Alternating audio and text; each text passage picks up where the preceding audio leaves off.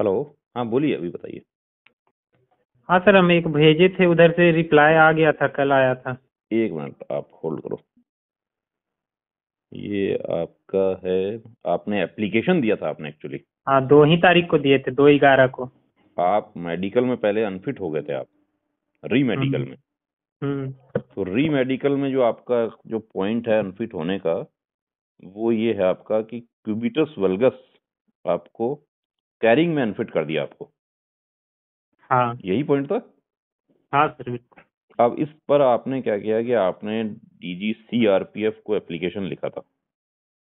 हाँ, 2-3 जगह लिखा था। हाँ वो कॉपी दिया है आपने, कोई बात नहीं। वो तो आपने कॉपी दिया है, एमएचए को भी कॉपी दिया है आपने। एमएचए को नहीं दिए थे। एमएचए को नहीं दिए, ठीक है। वो उनको दिया है जो डॉक्टर वगैरह थे, जो हाँ, उनको दिए। डॉक्टर थे, हेडक्वार्टर, सेक्टर हेडक्वार्टर तो और अब देखिए, सीआरपीएफ आपको मैं डीसी। बता देता हूँ कि अब इसमें तो ये तो पहले से ही था कि ये तो आपको क्या होगा कि अब इसमें जो आपका जो जवाब आया ना। अब देखिए, आपने जो दरख्वास्त लगाई थी वो ये थी कि मेरे को बिना एक्सरे किए हुए मुझे अनफिट कर दिया। यही हाँ। ना? हाँ। आपका एक्सरे नहीं किया था उस समय। हाँ, बिल्कुल नहीं। बिना एक्सरे के हुए आपको अनफिट कर दिया और उसकी आपने दरख्वास्त लगाई। तो ये जो आपको जवाब इन्होंने दिया, पहले तो आपके पास में एक इन्फो आया था आपके पास। इन्फो वो मतलब? इन्फो नहीं आया आपके पास में पहले? ये एक ही लेटर आया आपके पास में या इससे पहले भी आया था कुछ? नहीं, एक ही लेटर है, यही। यही लेटर है। वो कल ही आया है, हाँ हम हाँ पूछ ये। रहे थे बहुत दिन से आपसे कि सर अभी तक नहीं आया, 45 दिन हाँ हो हाँ चुके। ठीक ठीक, आप कोई बोले बात थे नहीं। कि रुको रुको, आ ही जाएगा, आज न कल आ जाएगा, आ ही आ गया था। जाएगा। ये आपका आया है फ्रंटियर हेडक्वार्टर, नॉर्थ बंगाल से आपका लेटर आ गया। हाँ, इस दार्जिलिंग से है। हाँ बिल्कुल बिल्कुल। अब इसमें देखिए जो लिखा है उन्होंने, ये इसमें आपका जो पॉइंट आपने जो दरख्वास्त लगाई थी वो नहीं लिखी उन्होंने।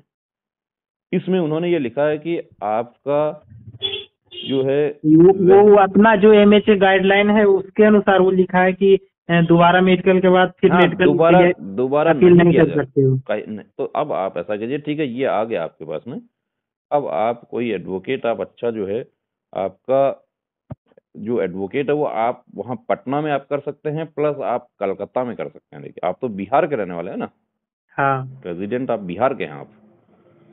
तो आप पटना या कलकत्ता का देखिए, आपको कल इसमें क्या है कि वैसे जुरिस्डिक्शन जो है इसमें कलकत्ता का बनता है, क्योंकि आपका री मेडिकल कहाँ हुआ था वैसे? बिहार में ही हुआ है, अच्छा किशनगंज में ही हुआ है, बिहार। लेकिन उसका सेक्टर हेडक्वार्टर वहाँ हाँ बंगाल में। हाँ ठीक ठीक, उनका हेड, हेडक्वार्टर तो वही है। उनका उनका जो। सेक्टर हेडक्वार्टर बिहार में है, लेकिन वो ये आया है हेडक्वार्टर से ना। हाँ हाँ ठीक ठीक ठीक है, ये क्लियर हो गया। तो आप पटना हाई कोर्ट में कोई अच्छे एडवोकेट से आप कंसल्ट कीजिए और ये उनके साथ शेयर कीजिए मैटर, क्योंकि आपका जो पॉइंट जो है मेडिकल गाइडलाइन को आप चैलेंज कर रहे हैं। जी। आप मेरी बात समझ रहे हैं ना आप? अब हाँ। आप, क्योंकि ये आपके पास रिप्लाई आ चुका, इससे ज्यादा रिप्लाई की गुंज वहां से कोई उम्मीद भी नहीं थी। हाँ, बस ठीक। वो तो अपना कानून जो है, वो जो लिखा हुआ है, वो appeal, no appeal, no appeal will be वो सिर्फ एक अगेंस्ट बात द एक बात फाइंडिंग एक बात वो सेकेंड लोग मेडिकल। ये कह रहे हैं कि no appeal will be entertained against the finding of the second medical, that is review medical. तो आप हम्म। अपील स्वीकार नहीं करेंगे, लेकिन यदि कोई नाजायज हो रही है कोई बात, जो जो प्रोसेस है, प्रोसेस तो फॉलो होना चाहिए था आपके साथ में। हाँ, तो वो आपके तो। साथ प्रोसेस फॉलो नहीं हुआ। आप मेडिकल गाइडलाइन आपके पास में है, उसकी कॉपी आप एडवोकेट को दिखाइए, वो जो आपने एप्लीकेशन लिखा था वो दिखाइए, और ये दिखाइए रिप्लाई आ गया है। अब इसमें आपका पक्ष जो है, ये एप्लीकेशन से आपका पक्ष एक तरह से मजबूत हो गया है कि आपने हम्म। जो माननीय न्यायाधीश महोदय हैं वो भी इस बात को देखते हैं कि आपने पहले दरख्वास्त लगाई है फोर्स को कि मेरे साथ ये लगाई गलत भी हुआ। है और 1.5 महीने तक इंतजार भी किए। इंतजार भी किए हैं। हाँ, तो अभी अभी आप केस कीजिए। आप, अब हम आपको यही एडवाइस करना चाहेंगे कि आप अब रिट में चले जाइए। ठीक है। जी सर, ये नीचे में जो कॉपी टू लिखा हुआ है, कॉपी टू मैं बता देता हूँ आपको, एक मिनट आप होल्ड इसके करिए। बारे में थोड़ा सा देखिए बता दीजिए। कॉपी टू एक्चुअली एक तो एफएचक्यू पर्स डायरेक्टरेट, ये रिक्रूटमेंट सेक्शन। एक्चुअली आपने जो कॉपी दिया होगा, आपने डीजी बीएसएफ को कॉपी दिया था आपने उस समय। हाँ हाँ हाँ। तो जो डीजी बीएसएफ को जो कॉपी दिया, उस ये डीजी बीएसएफ से ये यहाँ पर आया लेटर इनके पास में, हाँ। जो आईजी इनके हेडक्वार्टर जो पास है। भी दिए थे, डीजी को भी दिए थे, ये हाँ आईजी को भी दिए थे। इनको दिए थे। तो ये आईजी ने उनको इन्फॉर्मेशन दिया है कि उनका लेटर जो आया था 18/11 को, उन्होंने भी एफएचक्यू ने इनको लेटर भेजा था कि इस पर कार्रवाई कीजिए, जो आपकी एप्लीकेशन जो गई थी ना। हाँ, डीजी के पास, वो आईजी हाँ को बोले कि कार्रवाई करने के लिए 18/11। कार्रवाई करने के लिए, तो उसका रेफरेंस देके इन्होंने लिखा है कि जो आपका जो लेटर जो आया था 817677 नंबर 18 नवंबर 2020 का, उसका हमने आपको रिप्लाई कर दिया है। मतलब इस कैंडिडेट को रिप्लाई किया तो उसका इन्फो कर दिया ना, उनको इन्फॉर्मेशन दे दिया। और एक इन्होंने दिया है headquarter DG CRPF new Delhi, क्योंकि ये पहले नोडल एजेंसी को, क्योंकि आपने जो सीआरपी को जो आपने एप्लीकेशन तो एक्चुअली सीआरपीएफ डीजी को एड्रेस की थी। हाँ। और बाकी जो थे सब उनको आपने इन्फो किया था। जैसे ये जो लेटर है ये आपको एड्रेस है, लेकिन बाकी नीचे वाले जो है इनको इन्फॉर्मेशन दी गई है। तो इन्होंने डीजी सीआरपीएफ नोडल एजेंसी को इन्होंने ईमेल के थ्रू भेज दिया है कि आपका जो 8/11 को जो हमारे पास में जो लेटर आया था ये कैंडिडेट का एप्लीकेशन, उसको हमने रिप्लाई कर दिया है। और उनके बारे में नहीं है, डॉक्टर जो थे उनका कुछ नहीं है इसमें। उनको मतलब उनको भी लेटर दिए थे, तो उनका मतलब कोई रिस्पॉन्स उनको दिया तो उन्होंने दे दिया होगा जवाब, वो तो इंटरनली जवाब दे दिया होगा ना उन्होंने।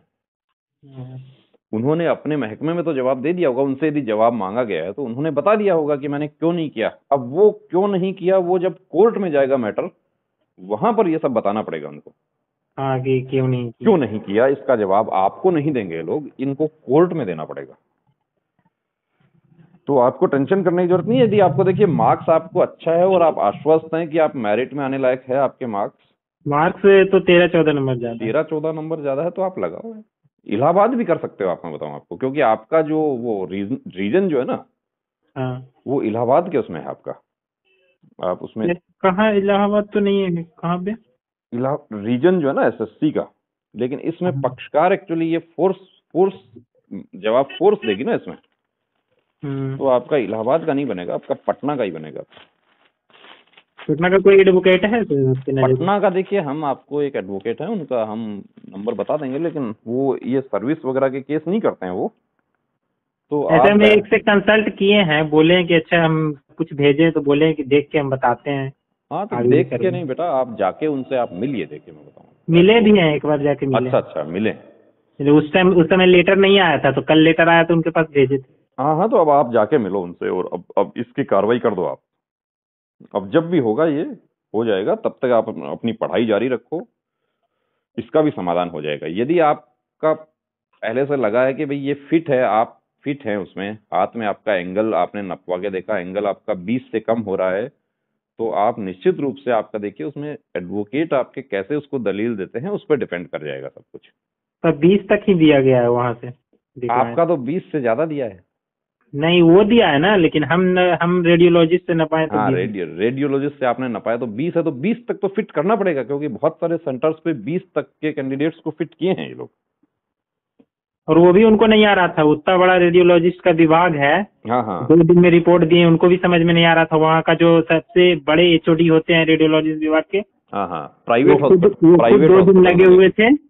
और फिर उसके बाद फिर बना के दिए, पूछे कि कितना तक मतलब मान्य है, तो 20 तक हम बोले, तो 20 तक 20 लिख के दे दिए। वो उनको मतलब करने नहीं आया।